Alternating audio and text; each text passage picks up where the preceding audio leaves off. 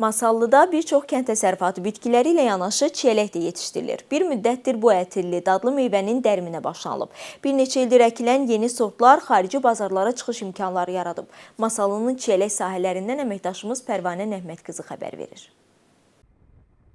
Çiyələyə olan tələbat, gəlirli olması təsərrüfatlarda bu səhəni ilbəil genişləndirməyə stimul verib. Bu il masallı fermerləri ötən ilkindən 16 hektar çox, 306 hektarda çiyələk yetişdiriblər.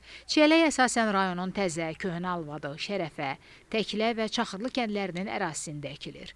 15 ildir çiyələkçiliyi ilə məşğul olan sahibkar Seyran Muradov, Köhnə Alvadı kəndi ərazisində qurduğu təsərrüfatını bu il 2 dəfədən çox artıraraq 35 hektara çatdırıb. Bizə sərf elədi deyənə bir dəfə də artırdıq, elədik 35 hektar. Məhsuldarımız hal-hazırda göz qabağındadır, maşallah yaxşıdır. Hektara 45 ton, 50 ton götürürük. Bu vaxta qədər 250-300 ton mal yığmışıq. İnşallah hələ mövsümün ortasıdır. İndən belə də yığacağıq. Ümumiyyətlə Azərbaycan çiyələyinə bu günləri tələbat böyüdür. Fermerlər deyir ki, tələbatın artması əsasən məhsulun yüksək keyfiyyətinə və dadına görədir. Murano və Murano Plus sort çiyələkləri yetişdirən təsərrüfatçılar məhsulu ölkə bazarları ilə yanaşı Rusiyaya da göndərirlər. Bu məhsulun bu keyfiyyətdə saxlamaq üçün işçi qüvvəsi demək olar ki, hər gün gün aşırı sahəyə çıxır və keyfiyyətli şəkildə məhsul toplanılır və toplanılan məhsulda şoklanması üçün xüsusi saxlama kameralarına göndərilir. Əksəriyyət malımız Rusiya bazarlarına çıxır. Çalışırıq ki, Azərbaycanın çiyələyini tanıtdıraq. Sahədən dərimizi dəririk. Saxlama kameralarımız var. Orada yerləşdiririk.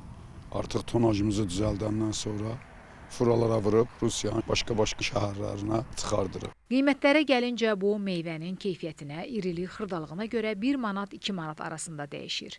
Rusiya bazarlarına göndərilən məhsulun qiyməti isə 3 manat 50 qəpiyədir. Təsərrüfatçılar deyir ki, çiyələk rütubətə həssas, zərif meyvə olduğundan onu yetişən kimi vaxtında dərmək lazımdır. Buna görə də böyük işçi qüvvəsindən istifadə edirlər. Sahəmiz çox olduğuna görə biz həm işçi qüvvəsi bizdə çox tələb olunur. Biz 100-dən artıq işçilər burada işləyirlər. İşçilərin çox olmağı bizə yaxşıdır ki, məhsulu vaxtında yığırıq, saxlanmaya göndəririk, keyfiyyəti yaxşı olur, vaxtında dərəndə. Fermerlər yüksək və keyfiyyətli məhsul üçün çiyələk şitillərini hər il yeniləyirlər. Bir illik edirik ki, malın yəni brend olsun, kalibri böyük olsun. İkinci ilə saxlayanda keyfiyyəti zəif olur, tonaj zəif olur. Ona görə də biz hər il kolu təzəliyirik. Bu hal-hazırda torflar gətirmişik, Rusiyadan gəlir.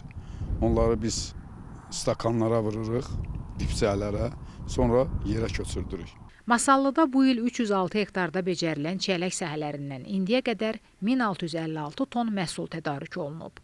Yığım oktyabrın əvvəllərinə qədər davam eləyəcək.